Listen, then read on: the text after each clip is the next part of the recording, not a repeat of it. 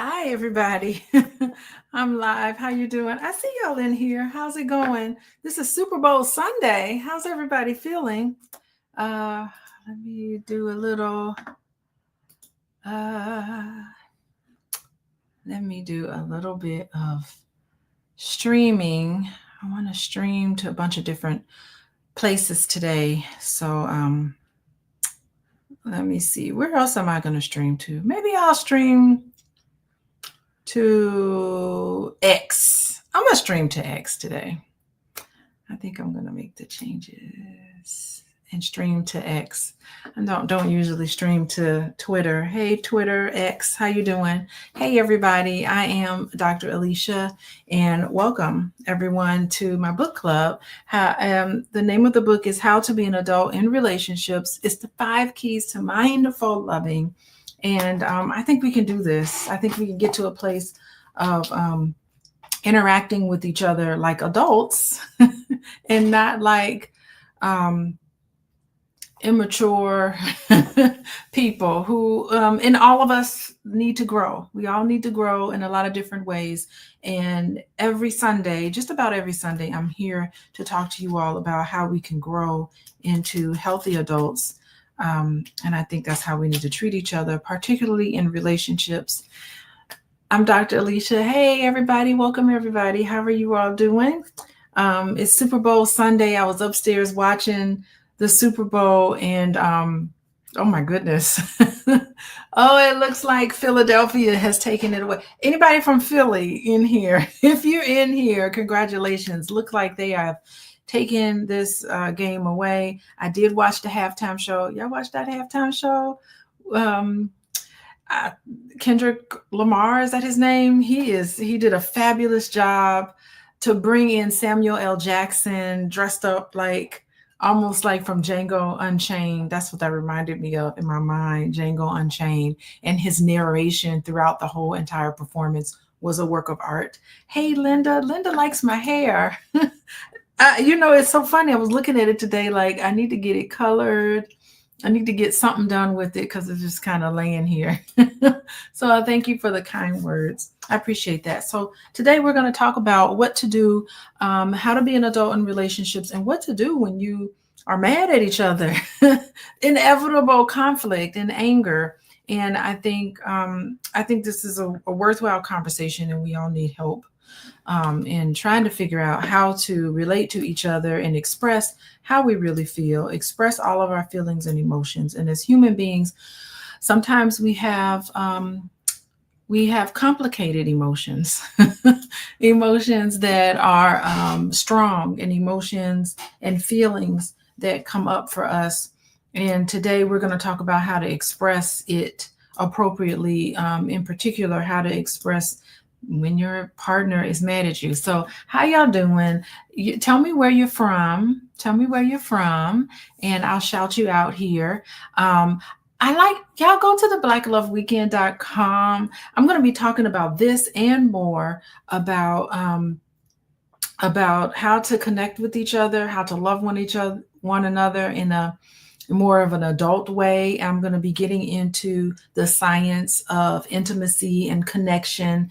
And I think with the pandemic, there is so much disconnect that's happened during the pandemic. And I think the Black Love Weekend, which is Valentine's Day weekend, is a great way for us to come together and talk about how we can bond with people who are important in our lives instead of tearing each other apart. Yolanda, hello from Houston.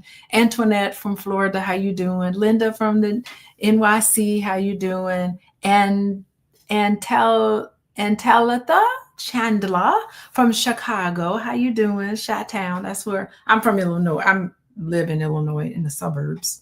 I'm in the suburbs of Chicago, so I still claim Chicago, but how y'all doing? Welcome. You're taken away from the Super Bowl today to figure out what to do with anger.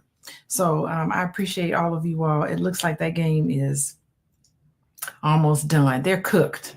Kansas City is cooked. Heart goes out to everybody in Kansas City, but y'all are cooked because Y'all not bringing y'all A game. But as soon as I came down here, it looks like Kansas City was looking like they were about to score. So maybe they're going to score. But anyway, we're going to get right into it. And we're going to talk about healthy anger today. Because y'all know, y'all in a relationship and you hanging out with your boo and they do something to piss you off.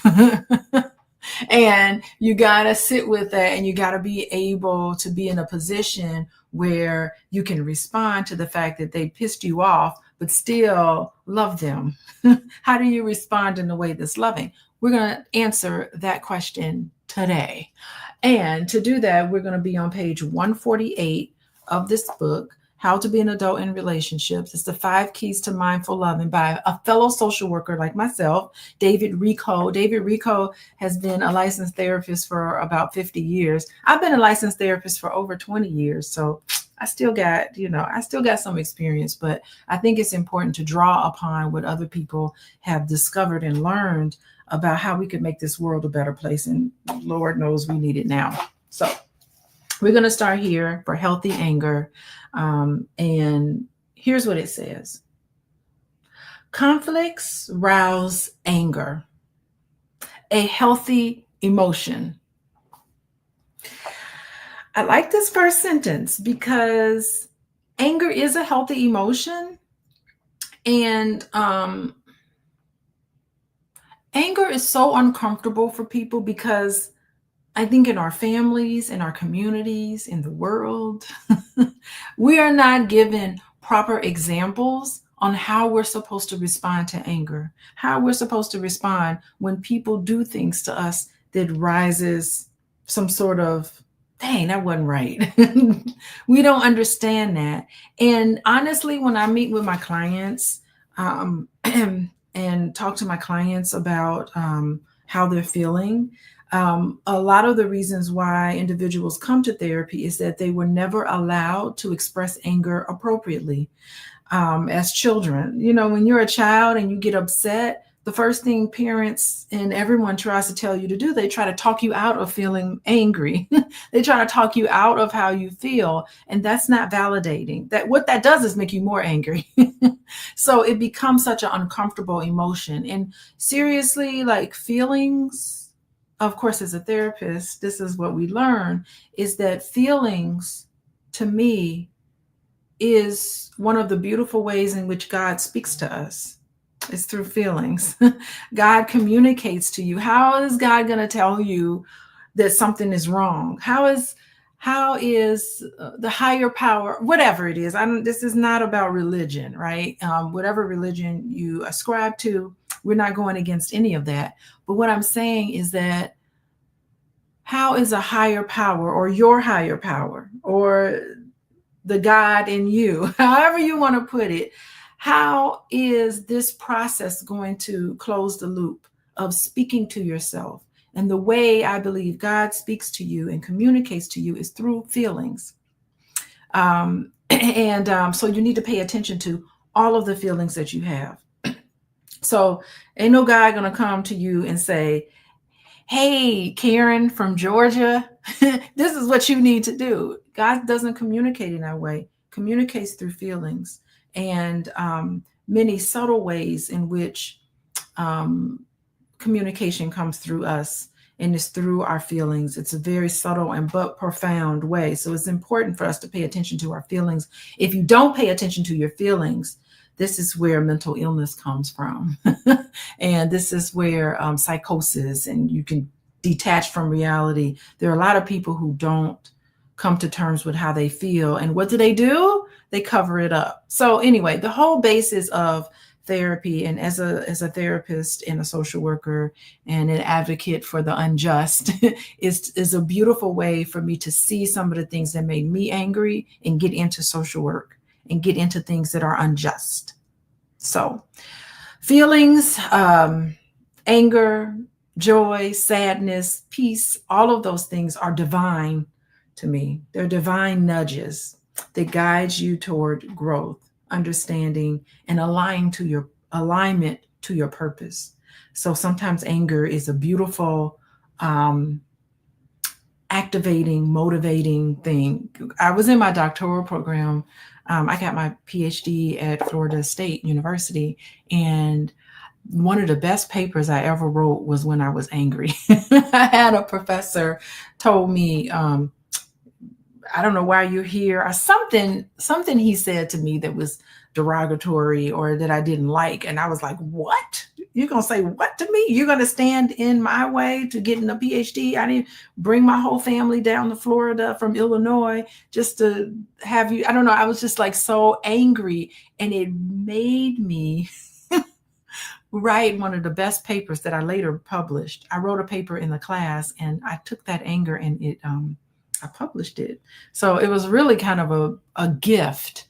I was watching this weekend, I was watching a documentary on Luther Vandross, which, by the way, I'm so excited. I'm going to do an entire YouTube video. I was talking to my husband about it last night. I'm going to do an entire YouTube video with some therapists and experts to come and talk about sexuality in the Black community. And we're going to talk about the Luther Vandross documentary as an illustration. I'm so excited about that. But it was funny because Luther Vandross in that documentary spoke about how he was nominated 9 times. Nine times he was nominated for American Music Awards, and he didn't win. And it was funny because they were interviewing people about it, and they were saying, yeah, he was so upset and angry that he did not win all of those American Music Awards that he felt like he deserved, that he channeled that anger into his music. He was able to use that and to just like create and write all of this wonderful music. For some reason, I didn't realize that Luther Vandross was not only a beautiful singer, but he produced and wrote all of his songs. I had not known that. So yeah, I really, it's kind of fascinating and very inspiring to watch that. Y'all check that out. I saw it on HBO, or was it not HBO? I can't remember what platform. We got every single streaming app. Looks like we have every single platform. I can't keep it straight, but check out that Luther Vandross documentary. It's very inspiring, and what to do with your anger. It turned him into a beast when it came to performing, when it came to writing music. The anger of not being acknowledged and unjust. So anger is not the worst thing to feel. And today we're going to learn about how to become comfortable with anger. All of us need to become comfortable with all of our feelings, especially anger. And today we're going to talk about how to express it.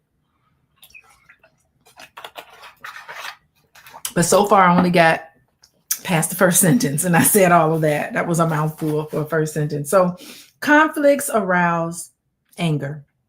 The inevitable conflict sometimes has anger, and it's a healthy emotion. Healthy emotion. Closeness evokes both affection and aggression. This ambivalence, albeit normal, can tear us apart like horses, pulling us in opposite directions. The alternative is to accept varying feelings as a given of human relating. Just accept it. Accept it. In committed intimacy, I can be angry at you and still love you. It's not a catastrophe. I can be angry at you and still love you. I can let you get mad at me without having to get back at you. Real relating thus includes being with and standing against one another. You can be angry at me and oppose me, and all the while I know you still love me. Almost like, when you're parenting, you can be angry with your child for doing something they weren't supposed to do, but you still love your children. And that's how it is in relationships. However, people who grew up that felt that their parents did not love them, that felt that their parents were angry with them and was mad at them as a person, who don't have that sense of good self-esteem, confuses the two. And that becomes problematic when they get into relationships sometimes, right? Relating thus includes being with and standing against one another. You can be angry at me and oppose me, and all the while I know you still love me. You can do all the same. I can do all the same with you. Anger does not have us. We have anger. Anger does not have us. We have anger. Discrete instances of anger cannot muddle or obstruct the flow of our ongoing love. We show anger, but with a loving intent. Can you do that? Are you able to show anger with a loving intent? Oh my God. If you are not in a relationship with someone, you may not even experience anger toward them. Like sometimes we have expectations for people who are in a relationship with us. It doesn't even anger us on some level. I think that's really kind of cool. I think intimacy brings people together, and it creates a space where emotions, both positive and challenging emotions, can surface. So anger is not necessarily negative. It can be a sign of care and vulnerability. It can also show, I think, the relationship between what matters to you. You can feel so deeply about things in a relationship when you have conflict. So healthy intimacy involves navigating a lot of these emotions constructively and being able to use them as opportunities to bond and to foster mutual understanding. And sometimes it's through anger. We could learn a lot about each other. So how y'all doing? Hey, Natalia says, oh, this should be good. Yeah, this is going to be good. We're going to go into this a little bit more about the difference between anger and healthy anger and unhealthy anger. Okay, but let's read on. He's setting us up here. Okay, page 149. A fully actualized person can acknowledge and experience the entire range of human feelings. A fully actualized person can acknowledge and experience, can acknowledge in others and experience in themselves the entire range of human feelings.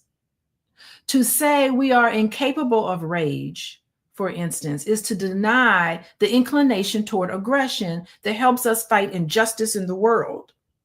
We impoverish ourselves and others when we fear or inhibit our own human powers. Wow. If we cannot feel all the polarities of human emotion safely and fully, how can we experience the equanimity that is so necessary to self-fulfillment? Equanimity is the ability to handle emotions and crisis with integrity, serenity, and sanity. An actualized person. Now, remember, if you're this is the goal. We all need to get to a point of actualization, right?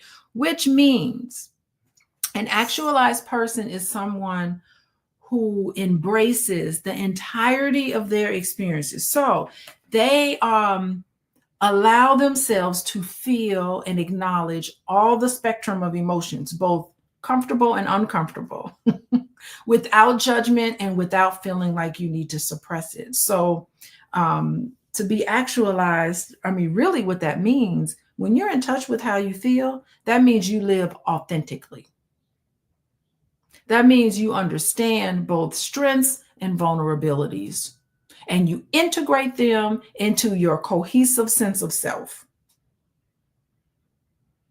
So the first step is to get to the point of self-actualization in order to be able to deal with not only your feelings of anger, but other people's feelings of anger.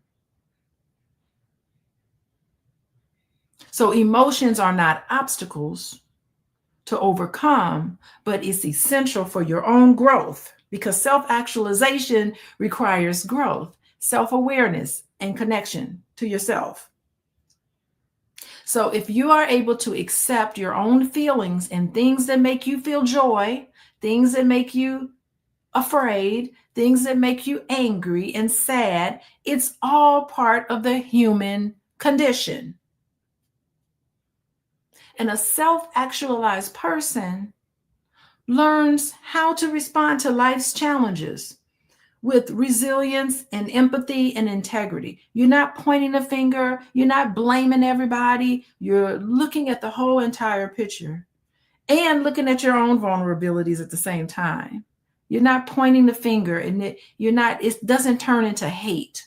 Have you ever seen people where hatred has set into their soul and they're just a hatred person? They hate everything and everybody around them, and they're judging people and just spew a lot of hate. You ever see people like that? We all know people like that. They're not self-actualized, because it's not achieving perfection, but it's striving for self-acceptance, having a purpose in life, alignment, making sure that your life and the people around you are aligned with your values. So I don't know. I really love that he brings this up about self-actualization. Yes. Hey, Aisha, Versi, how y'all doing? Linda, how you doing? Yes, Linda. Linda is spot on. Bitter, very bitter people.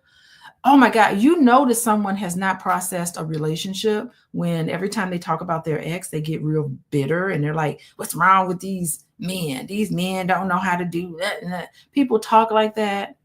They're bitter. And when people can see each other, and that's my goal, is to try to help people see each other with a little more compassion and not all this bitterness. Thank you. Avoid them. Natalia, yes.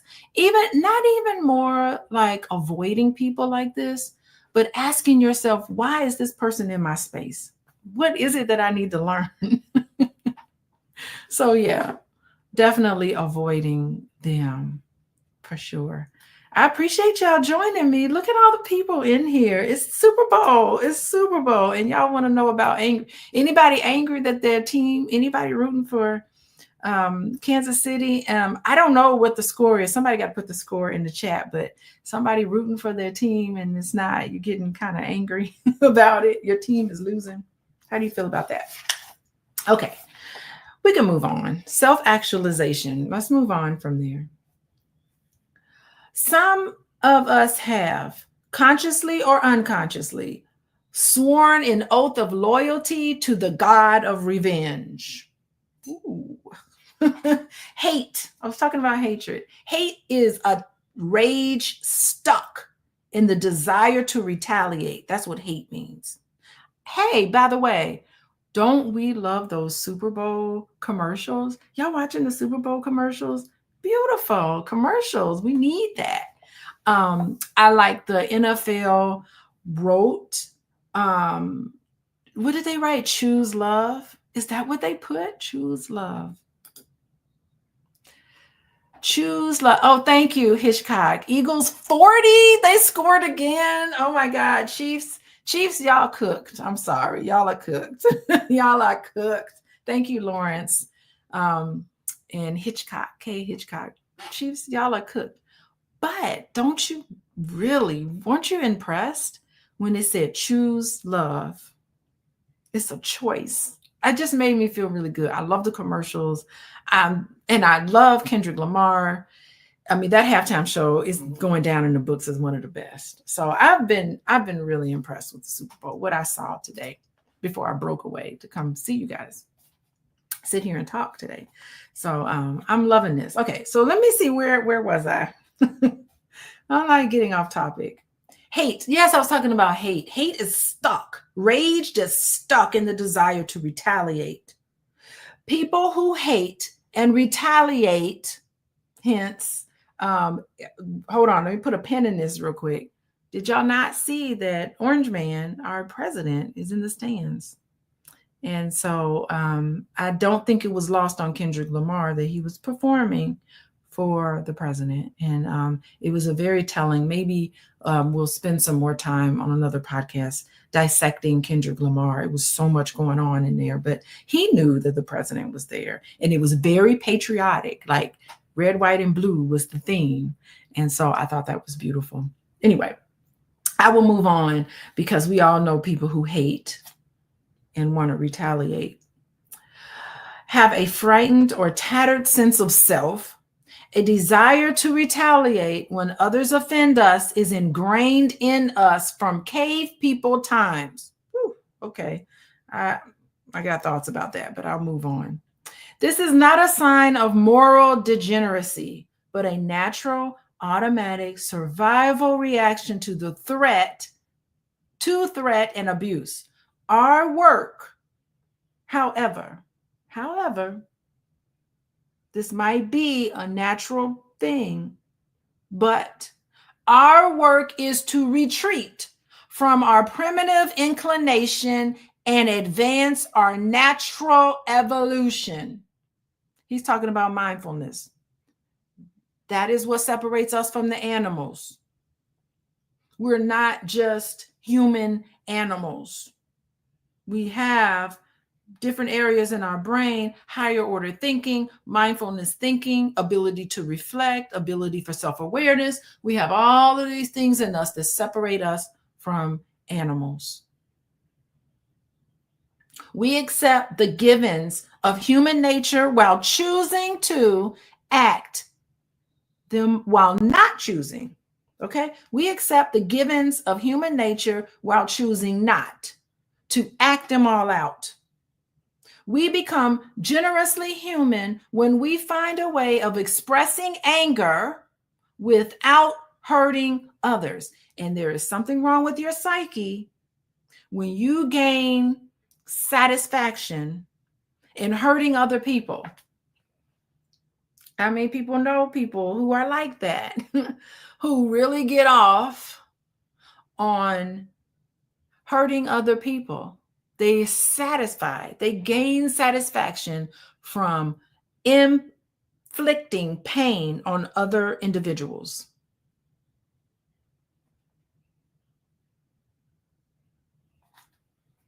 You are not human. Such nonviolent resistance flows from higher consciousness rather than instinct. So you make the choice, choose love, right? And it makes the world a more mindful, it makes the world more safe, and it makes the world a loving place. Choosing not hate, but choosing love. Thank you, NFL. Who would have thunk NFL would actually get it right?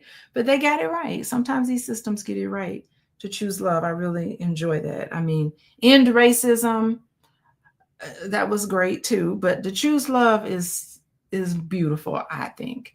That's interesting. Like, I don't know. I just thought that was interesting to talk about. Okay. We are not animals. Let's move on. Page 149 here.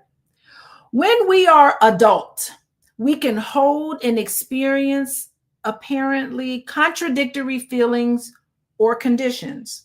For instance, we can be committed to someone and maintain personal boundaries, have a conflict with someone and be working on it, feel anger and be loving.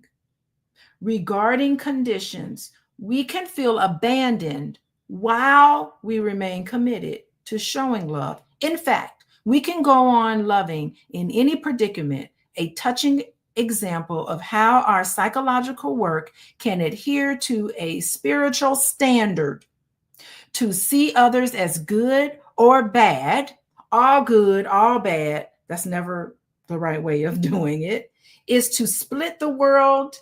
Wow. Is to split the world into those who evoke love and those who evoke hate.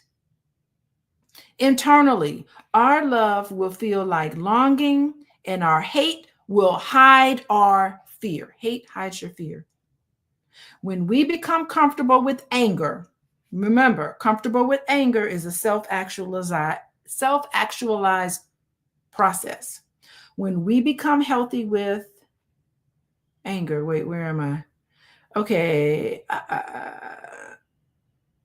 Loving predicament. Lord, I lost my spot. Okay, wait.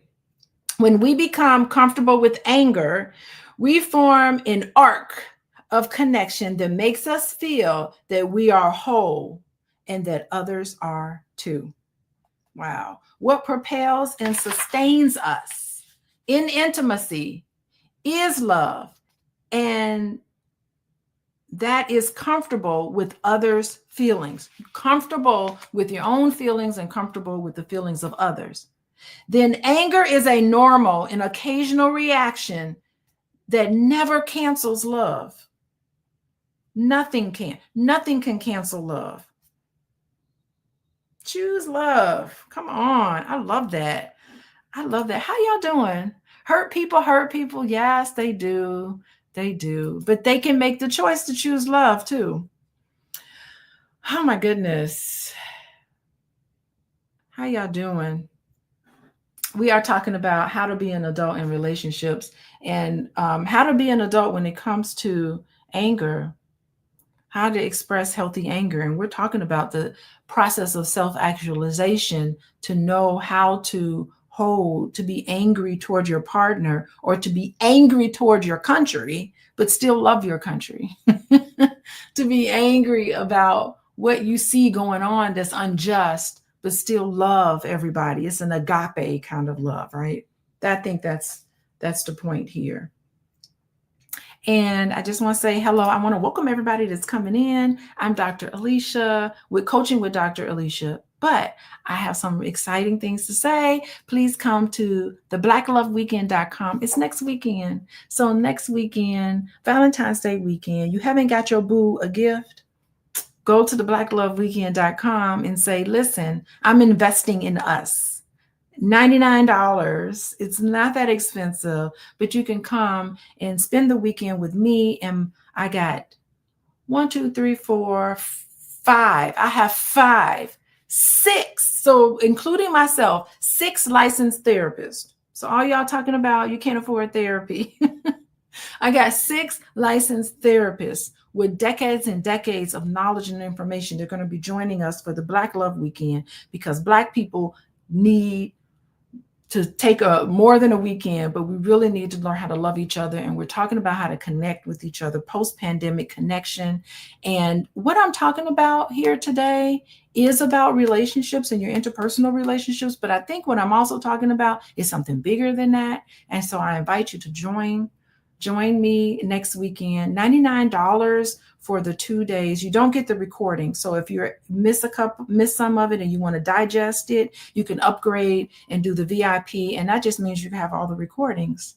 And then there's also some bonuses in there. But I really think that it would behoove you to join. I know you're going to get your boo something. All y'all who booed up, y'all going to get your boo a gift. But I think this may be also a wonderful gift to give them as well, in addition to, all the other romantic things happening for the weekend. What I'm very excited about is tomorrow I'm going to be interviewing a sex therapist. We're going to talk about in the bedroom. I'm going to be interviewing a sex therapist. We're going to talk about the Black Love Weekend. She's going to come on Sunday. Sexual Intimacy Sunday is what it's going to be. She's going to come and she's going to give a whole entire presentation about sexual intimacy. And we all Black people need to have a better relationship with our sexuality.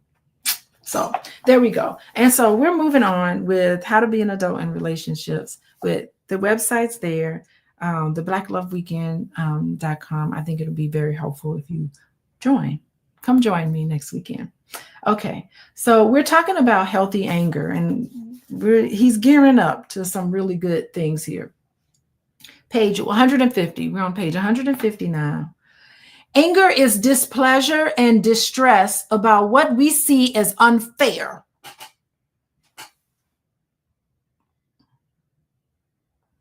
You're supposed to be angry about what you see as unfair. Abuse, on the other hand, is violation and violation. We can distinguish anger from abuse. They can look alike. Both are visceral, involve raised voices, gesticulations, red faces, intense eye contact, yet there is a difference. As the following chart, and we'll go through this chart, as the following chart as a checklist to examine your way of showing anger. You will relate to your anger mindfully, that is, within limits, without invasiveness, or do you become possessed by it or go out of control? Look at the chart on your own and then with your partner. So he's telling you, you need to get this chart, look at it on your own and with your partner. Give one another feedback about where you each may fit in it. Make a commitment to become so familiar with this chart that you recall it when you become angry, pausing long enough to remind yourself to practice mindful anger and not abuse. As a general rule, it is wise to practice pausing before ordinary daily activities as a way of preparing. To pause between a stimulus from outside and your own reaction makes for saner, freer, and more responsible choices. Immediate, unconscious trigger reactions often arise from fear and ignorance and cause pain to ourselves and others. The irony of rage is that it seems to be a sluice of the release, but ultimately it is a log jam. Rage is not a healthy expression of anger, and it actually is not very productive. And rage is not a release of anger. Healthy anger is a release from anger, but rage actually stuffs healthy feelings down. Rage stuffs. Who would have thought? It's an irony. It's ironic. And I love that he's saying it's a pause between stimulus and your reaction to it. So he's talking about being able and practicing how not to just react to something and how to just respond instead of reacting. And that was what rage looks like. I think that's really great. Now that I'm thinking about it some more, the irony of rage. You know, it would seem that rage would be a place where you could release how you feel, but it's really a log jam. Anger may sometimes feel like an immediate outlet for pent-up frustration and pain. But it also traps us in cycles of what? Bitterness, unresolved tension, and hate. So I think the rage, unhealthy anger, let's just say healthy anger, unhealthy anger. I think that's a better way of looking at it. Rage is unhealthy anger, and it traps us in a cycle of hatred, bitterness, and unresolved tension. So instead of providing clarity, closure, which is what healthy anger does, unhealthy anger, such as rage, reinforces emotional blocks. You can't communicate. Think about it. If when you turn from healthy anger to rage, you're not really able to communicate effectively. You're not connecting with your partner, and you're definitely not healing. If anything, you're causing more destruction than you need to. So it really is a paradox. And, you know, you have to be able to channel your anger constructively, like what Luther Vandross did. He lost those awards 9 times. He could have stormed up on that stage and been just anger. No, he channeled that anger into his music. He let it be a transformative, motivating factor for change. and he couldn't cross over. He was. Let me tell you, Luther Vandross had Black women in the Black community in a chokehold. Growing up in the 80s and 90s, Luther Vandross had us in a chokehold, but not necessarily white people. And it wasn't necessarily, when they asked him about it, he wasn't trying to impress white people. It's not like he was trying to get the accolades, but he was noticing that he wasn't getting the money, first of all, that a lot of white artists who weren't selling as many tickets, selling as many albums. But because he had the Black community in a chokehold, Luther Vandross did, because he was beautiful, he wasn't able to get not really the recognition, but the money that came with it, and the support that he felt like he needed from his record company. So that's interesting. Use it like Luther Vandross did, as motivation for change, rather than letting it fester and letting it constrict your flow, your emotional flow. So rage restricts your emotional flow, where healthy anger gets the flow going. Just like when I was in my doctoral program and that guy told me something. I can't remember what he said. I just know I was like, oh, you got me mistaken. I'm about to show you healthy anger. I look back on it and I want to tell myself, healthy anger. So anyway, so he goes on, he has this there's like a chart here. So I think I'm just going to summarize this chart. Okay. Where he talks about true anger on one side, and then there's a talk about abuse, or the shadow side of anger. I'm going to call it healthy anger and unhealthy anger, just because it makes more sense to me in my head. Okay.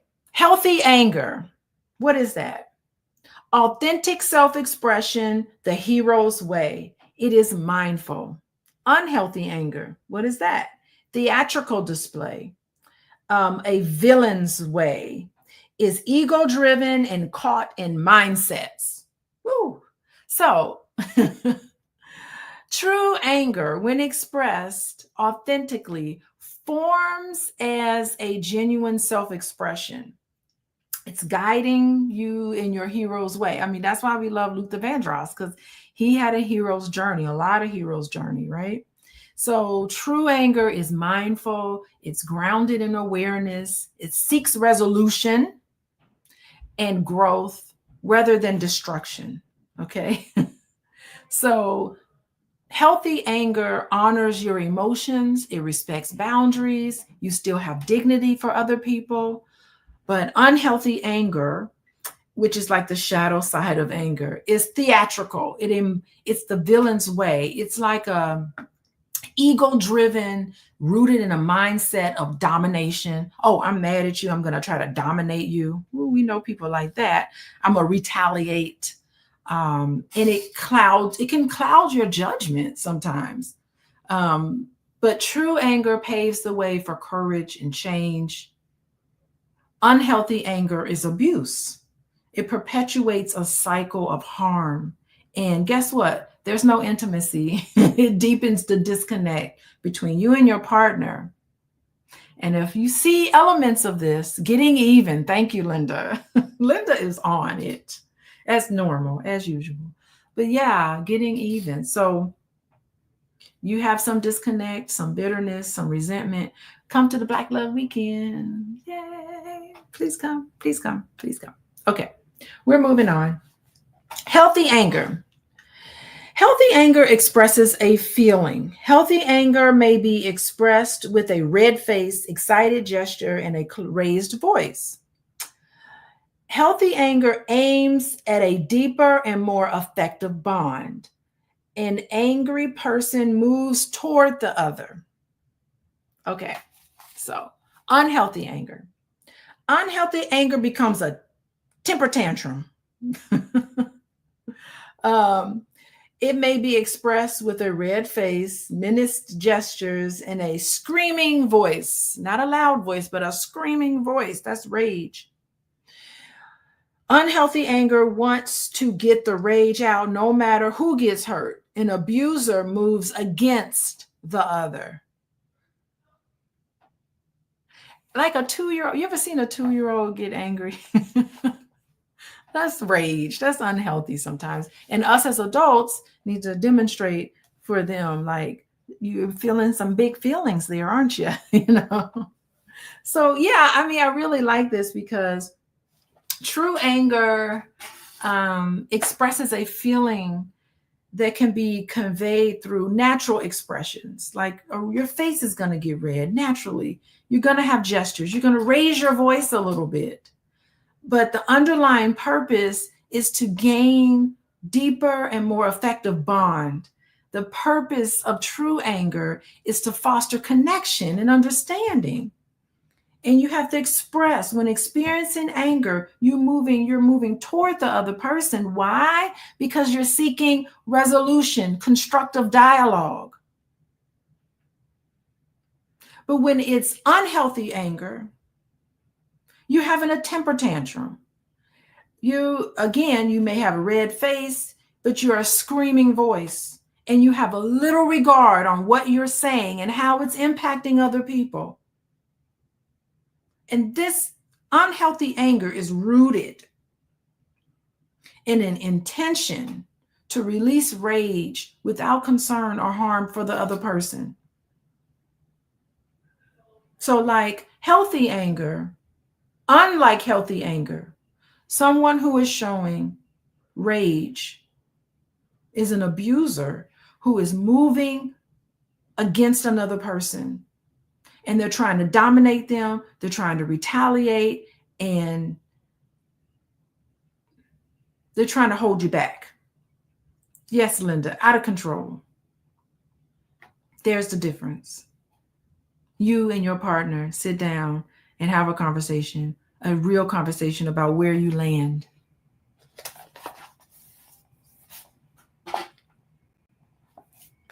We're on page 151, everybody. How to be an adult in relationships. This is the 5 Keys to Mindful Loving by fellow therapist and social worker David Rico. Love David Rico. He's such a sweet person, and I'm glad he put this together because, Lord, we need it. Black people. I mean, the whole world. Oh, is the game over? Thank you, Hitchcock. Oh my goodness. It was just a blowout. 40 to 22. What is this? Eagles win. Congratulations, Philadelphia. Everybody from Philly, how y'all doing? Congratulations. Celebrate peacefully, but celebrate. Y'all got a lot to celebrate. Okay, we're almost done. We got one more page, and then I'm gonna go and reconnect with my family, and will be time for us to go to bed. I'll be going to bed for the night. Anyway. Okay, healthy anger. Healthy anger says, ouch, and seeks to open a lively dialogue. It maintains goodwill at all times. It's a form of assertiveness and shows respect. Healthy anger shows tough love that enriches or repairs the relationship. It arises from displeasure at an injustice. It focuses on the unjust as tolerable but repairable. It informs the other, creates rapt attention, and draws a mindful response.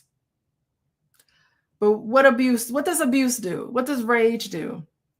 Rage wants only a heated argument and has to win. Rage is all about winning. Rage holds ill will toward the other. Come on, you're in a relationship with that person. Why would you want ill will? Come on. Rage is aggressive. It attacks. It explodes in rough and damaging mistreatment that endangers the relationship. Rage arises from the sense of an affront to a bruised, indignant ego. It becomes focused on the other person as bad, and it is meant to threaten the other and drives him or her away. I like this. True anger, healthy anger says, ouch. It's a lively dialogue. It's a response to how they're feeling. Ooh, that hurt my feelings. That makes me angry. I have anger towards you for hurting my feelings. But I know you can do better and I love you. But I want to let you know what you did made me angry, hurt my feelings. So goodwill at all times. It's assertiveness. That's assertive. You may not have meant to do that, but let me talk to you about how I feel. That's being assertive. It's showing respect, demonstrates tough love. Tough love is saying, okay, you just called me names. You don't get to hang out with me and call me names at the same time. Like, this is boundaries. It's showing tough love sometimes, enriching or repairing the relationship. We can do better than this. Healthy anger can arise from displeasure and injustice, focusing on something as intolerable. But we can do better. We can repair. So it aims to address a problem constructively. And when you have healthy anger, you're trying to understand. Like, let's try to understand what's going on. There's some mishap here. Let's try to understand. Okay, so we get the point. But unhealthy anger, which is abuse, the shadow side of anger, it is, you want to win at all costs and you don't care. It's like you're out for blood. You don't care about the other person. You have ill will toward another person. It's an attack. And I feel like this is very abusive and explodes in damaging. You're damaging yourself and how you're mistreating another person, and you're jeopardizing the relationship in your rage and causing harm. Like, how can you come back from some of this? And we get into the cycles of abuse. That's unhealthy cycle, right? The other person is bad for what they did. So we get the point. We're moving on. Okay. He's got more to say about healthy anger and unhealthy anger. Okay. David Rico says, healthy anger is meant to communicate, to report the impact on oneself based on what the other has done. I'm telling you what you did and the impact it had on me. I have a desire, a response. It desires a response from the other, but does not require one. I'd like for you to talk to me. It's not required, but I'd like for you to sit and talk to me. This is healthy anger. Healthy anger asks for change, but allows the other to change or not. It's your choice to change, but I would like for you not to say that to me because it hurts my feelings. I'm inviting you not to do that anymore, not to say that anymore. It hurts my feelings. And it asks for accountability and amends. Yes, you did say that. Yes, you said that. You need to be accountable for it. You did something that you weren't supposed to do. And somehow make amends. I mean, this makes sense. Healthy anger is meant to express the impact of someone's actions on you. And it asks for a response. Like, I desire a response from you. You don't have to give it to me, but I'm asking you to be accountable. I want you to, let's make amends. Let's foster a sense of mutual understanding. Let's repair what's happened. Healthy anger moves into this really constructive dialogue so that let's do it in a way that respects each other. So that's healthy anger. Unhealthy anger, which is meant to silence somebody, intimidate someone. Do y'all know? Have y'all been in relationships like this where somebody's trying to tell you not to talk, trying to intimidate you, trying to get you to do something you ain't supposed to do? This is toxic, right? It is meant to put someone down, bully somebody, dump on the other with no concern for how the other person feels, no consideration for your impact on another person. Insist the other person acknowledges how right and justified they are in their anger. And it masks or expresses a controlling demand that the other person has to change, and it blames the other person and takes revenge. Takes revenge. So this unhealthy anger is seeking to silence you, is seeking to intimidate you, to put you down, to be a bully over someone. You don't have the right to do that. Overwhelm the other person, little regard for their feelings and perspective, and demand, self-righteous demand. It's the need to control somebody. Unhealthy anger blames, looks for revenge. These aren't the kind of people you want. You got to change this if you're doing this. Focuses on domination rather than resolution, and ultimately damages the relationship. And you can't trust anybody that way. Cheerful Lava is joining us. She's saying Black women need to stop being mean and nasty toward Black men. Okay, hello. I think we need to stop having sweeping accusations about an entire group of people. I think all of us need to be compassionate toward each other. As a culture, we need to come together as one. Black men need to stop getting angry and killing their wives and girlfriends. Listen, there's a lot of hatred that goes around toward each other. Thank you to Cheerful Lava. A lot of hatred that goes around. We can't say Black men are getting, need to stop getting angry. Us as Black people, we just need to be, all of us need to be compassionate toward each other. Because I think pointing to Black women and telling them what they need to be doing, that's not compassionate. It starts with you, Cheerful Lava. That's interesting that your name has a lava into it. What does lava represent? This boiling up, explosion, right? It's interesting you connect with the word lava, but that's fascinating. And to be cheerful about it, I don't know. But I think that we need to, all of us just need to just wipe away these labels and stop saying what Black people need to do, what Black men need to do, what Black women need to do, and pointing fingers. Because the thing is that we all need to start digesting some of this and get into a self-actualization. We are all hurtful individuals and we're hurt. And I'm laying out a foundation here for all of us to try to understand each other instead of pointing the finger and blaming each other. And it starts with us, right? Thank you, Lawrence. Ancestral trauma, personal trauma, all of that. We can break this cycle, this generation, and not have to carry it out. Okay. We're going to move on and talk about page 152. We are moving along in this chapter here about healthy and unhealthy anger. So he goes on to say, okay, let's talk about healthy anger. Healthy anger, what is that? Healthy anger is based on intelligent assessment.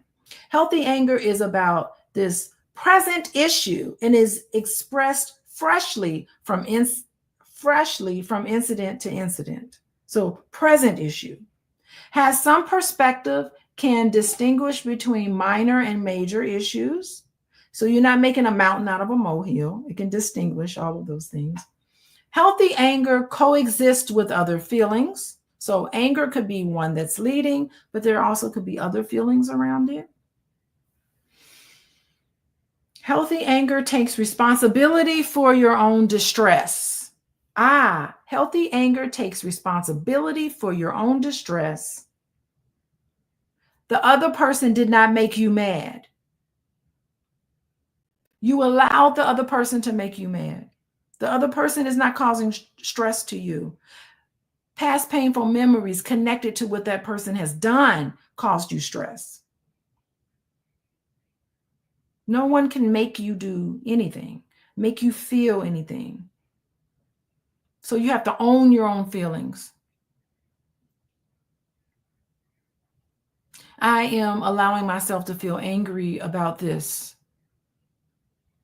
That's important. Don't blame another person. That's abusive. Blaming somebody for how they feel. You're blaming me for how you feel.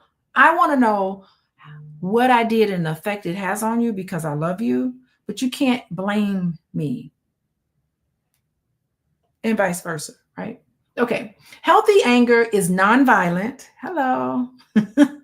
in It's in control. You're controlling yourself, and it always remains within safe limits.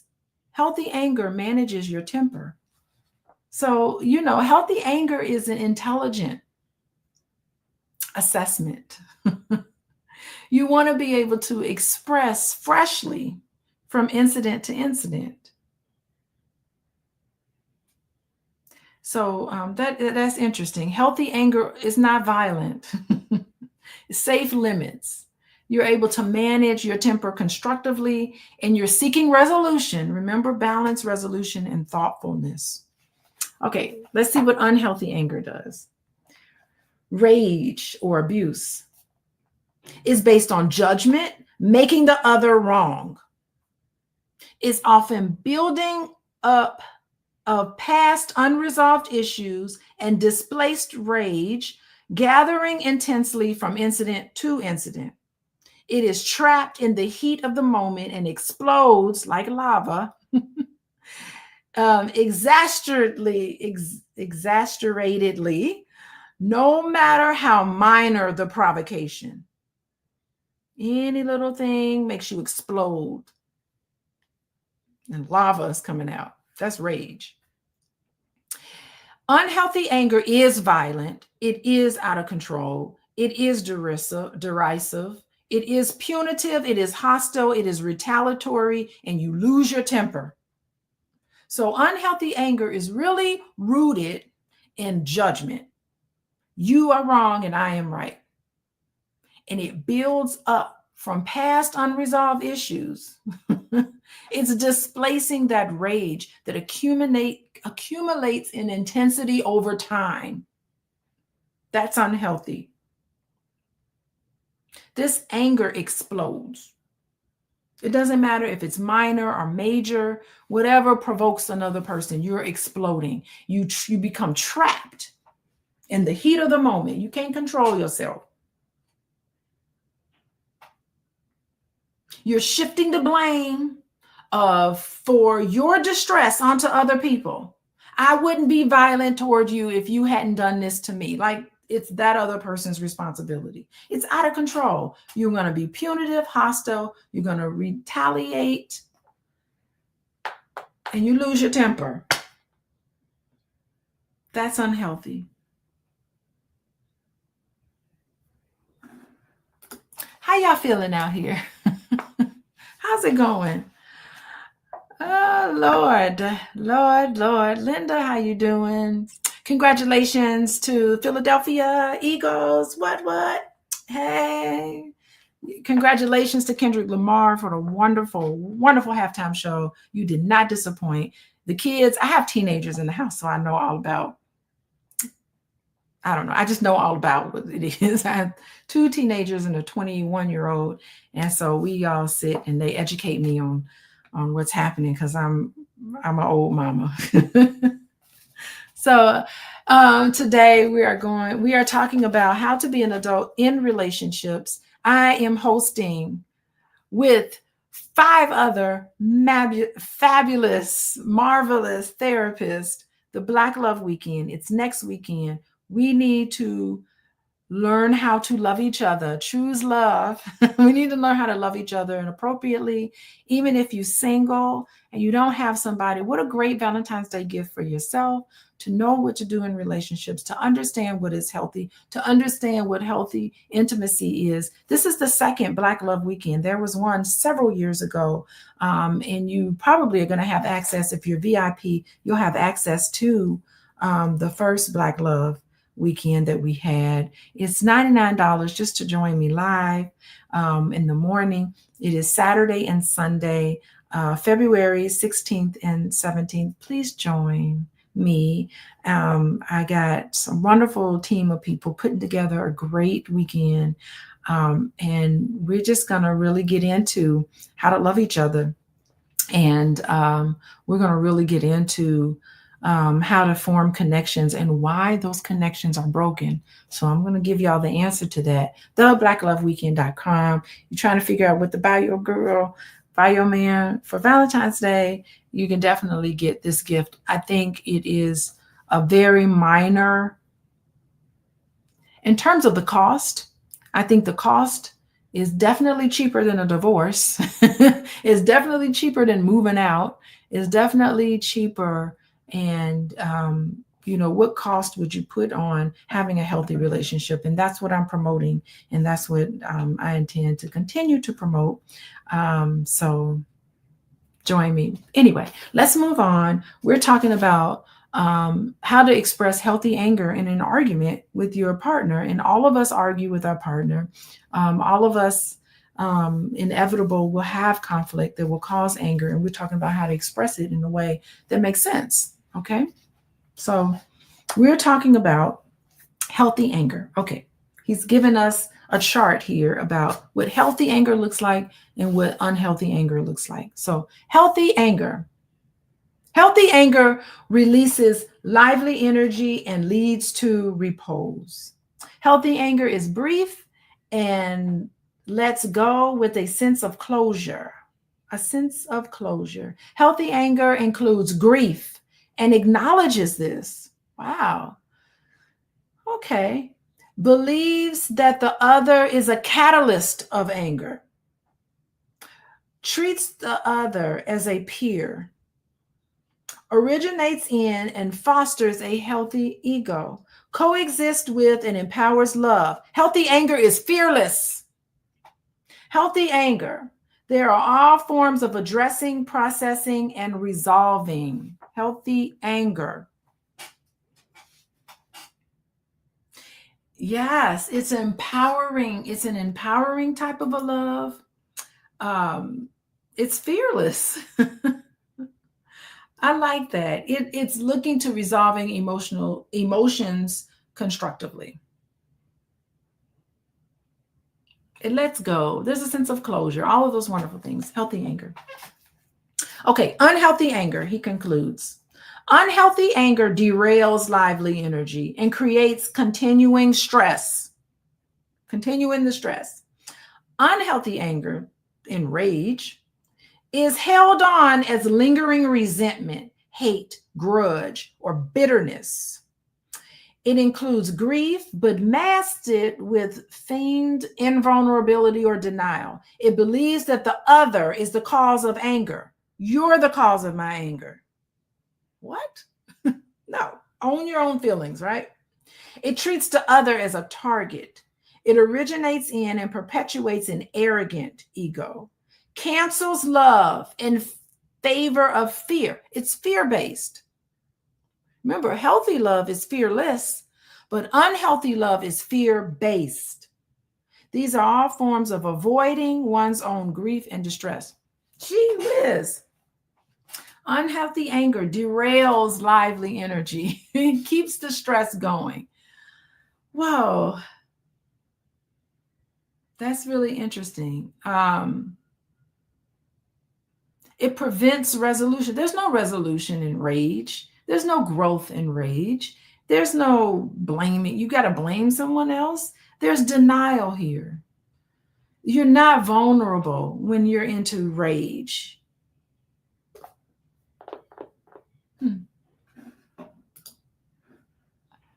Fascinating. Okay. So, almost concluding here. Love can best coexist with anger when we include the 5 A's. The 5 A's and how we show it. Y'all know the 5 A's. Let me quiz everybody. What are the 5 A's? The 5 keys to mindful loving. What are they? It is attention, acceptance, appreciation, affection, and allowing. And we've talked about that. You can go back to my old videos. I went all the way through and talked about what the 5 A's are for mindful loving. Done lots of videos on that. But that's what he's saying. That love can best coexist when we're including these things.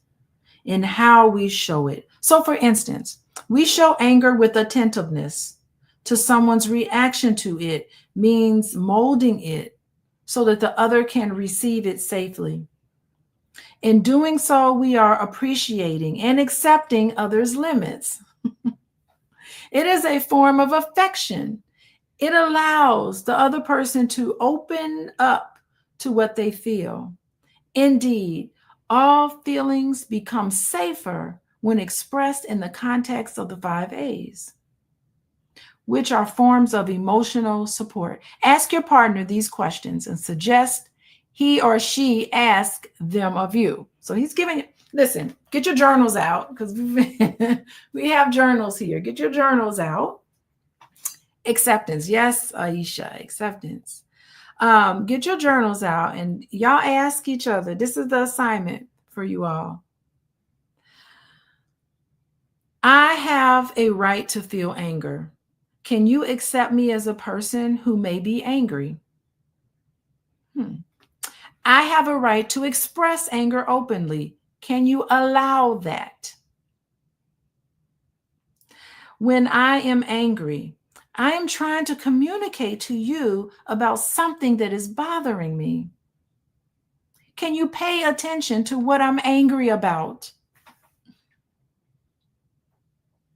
Do my feelings arouse compassion and attentiveness in you, or do they activate your ego so that you ridicule me, make me feel bad about how I feel, show contempt for me, and run away?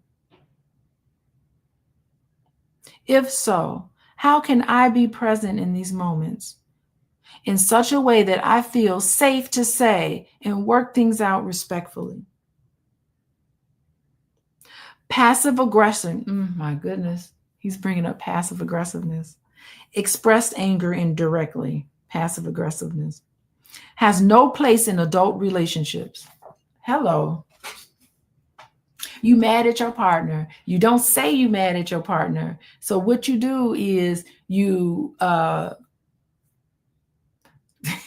Lord, you know that they have an important cup. Suppose you know your partner has their lucky mug that they drink coffee every morning, and you're mad at your partner for something they did, and you don't express it. You bury it down. So you can consciously or unconsciously knock that cup over and break it. Or you could forget something. You could forget something important to them. That's more of a passive way of showing that you're mad at them. So passive aggression, that is a very childish way to deal with anger. So the opposite of rage is really this more passive way to show anger towards someone. And according to this book, and I agree, it has no place in adult relationships. Come on out with it. Say how you feel. Scan your style of relating on the accompanied chart and ask whether you engage in indirect behavior. If you do, admit this to yourself and to someone you trust, someone who will join you in devising a plan to change and make amends. Expressing anger directly, which is what you should be doing, right? Openly disagreeing or saying what bothers you. Expressing your displeasure about what is going on or what happened. Addressing, processing, and resolving your feelings. That is what you're supposed to do. You're supposed to talk about it. You're supposed to talk about it openly. You're supposed to talk about it when you're calm. When things start to elevate in the conversation, say, you know what, let's come back to this later. Because I respect our relationship enough to know that I don't want to say anything. I don't want this coming up and becoming a problem between me and you, but I want to be able to talk to you about how I'm feeling. Makes sense. But when you're being passive aggressive, what's happening? You're not following through on agreements or messages. When you're being passive aggressive, you are teasing somebody, you're being late. Sometimes you're late to things. You are giving somebody the silent treatment. You're pouting. You're absent. You're criticizing. You're getting digs in. You're withholding intimacy. You are, using infidelity as a weapon. You're like, I'm mad at my wife, so I'm going to go and talk to these women, or women do that to men too sometimes, not as much, but sometimes. You become practical jokes, you ridicule, sarcasm, and you are deceiving or secretly harming by withholding the 5 A's. So wait, Eric says I'm bringing up memories. What kind of memories, Eric? Oh my gosh. Okay, so this was fun. Thank y'all for hanging out with me today. We talked about, now you know what to do in a conflict, how to express honestly, openly, directly, calmly, express what another person has done to you that you don't appreciate. And sometimes family of origin can get in the way of some of this. And if that's the case, you're finding that for you, go to theblackloveweekend.com. That's next weekend. Tomorrow, I'm going to be interviewing. Oh, I'm so excited about it. A sex therapist, y'all, a sex therapist. And it's a lot. Let me tell you, I went through a lot to get my license. A sex therapist went through what I went through and then some. So it's a lot of training that they have. And so we need to be respectful for her knowledge and all the energy that goes into professionals. Let me tell you, there's a lot of people out here talking about healthy relationships, but when you're a licensed therapist like myself and all of the people who are joining me for the Black Love Weekend, our knowledge that we bring, we are Black therapists bringing beautiful knowledge to you guys as the Black community. We're not pointing fingers. We're not saying Black men need to do this, Black women need to do this. We're not doing that. We are bringing solutions. Pointing fingers and blaming other people, that's not a solution. We're bringing solutions to the table, evidence-based practice. We are all been trained. It's a training process that we go through to become a therapist. And I respect everybody I'm bringing in next weekend. So we have to give back, and we have to, it's Black History Month. Black History Month, Valentine's Day is on Black History Month. And I think this is a beautiful way for all of us to show our love for each other. Go to the Black Love Weekend. I want to see y'all there. And Sunday and Saturday morning. So if y'all want to kick it with your boo on the weekend and at night, you can do that. But it'll be Saturday, Sunday morning. We're going to be joined together by 5 other therapists. I'm going to be doing my workshop during the day, and then we'll take a break. And then in the afternoon, we're going to bring the experts in, and we're going to have a powwow and conversations about what to do and how to connect with each other. The Black Love Weekend.